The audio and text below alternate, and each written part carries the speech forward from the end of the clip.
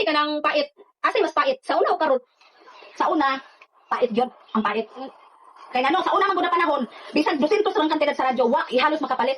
Pero kung naapog kay radyo sa una, adunahan na ka. Karon, tag-isa pag silipon, hayahay kayo. Hatdog-hatdog pa, pero sa una, gulay radyo na permanente kinaon sa mga bata sa una. Pero ha? Pero pag minaw mo, para pupunta ko.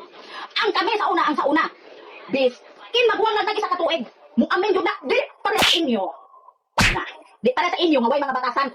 Pag naibisita, mas nagigabay-labay ang karon nga panahon, naabay batasan, kami sa una, basta naibisita mo, tago sa kwarto. Magkadinahan ang kwarto. Pero karon, wa namang gawas maupay mo unang makatubang. Naapag yun.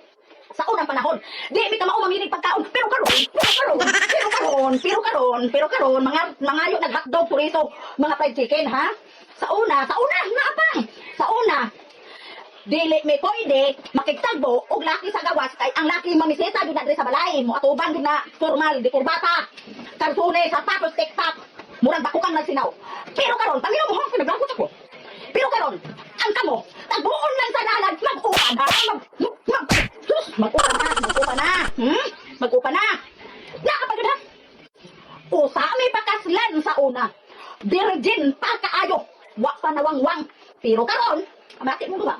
Pero karon, pakaslan tuod, wang-wang pa'y imburnal, busyad na.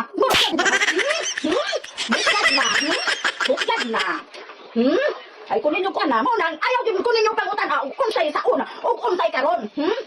Eh kami sa una, napag di man doon maghuman nga nung gipikilin nyo ning gamay akong utok. Kami sa una, kabalo na mi mo lungag, kabalo na mi mo laba, kabalo mi mo limpyo, naapa, muguna pa mi sa uma. Di sir may makaeskwela, nanay pasaw ang baboy, nanay tubig, nanay binughang kahoy. Pero karon, bukod mo pa. Pero karon, pukawon pa sa ginikanan, inandaman nagpagkaon, mga pante din hakitan, dunok lang bisag asa, walay trabaho o way klase kay magsigig cellphone, asa mga makataruhan, asa mga makataruhan. Dahil nabutanya naman ako, basta mo asa mga makataruhan.